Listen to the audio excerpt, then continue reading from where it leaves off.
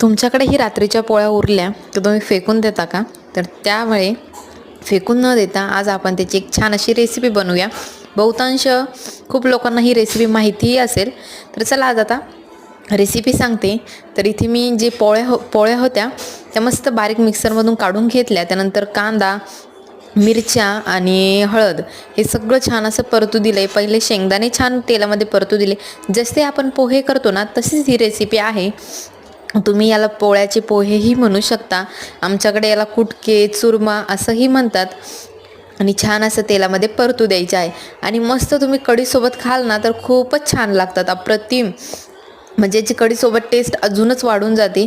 किंवा मग तुम्ही दह्यासोबतही हे खाऊ शकता. तर हे बघा किती छान दिसत आहे. आणि खायलाही कोणीही नाही म्हणत नाही. सगळे मस्त आवडीने खातात आणि सकाळच्या नाश्त्याला तर हे उत्तम आहे. श्री स्वामी समर्थ.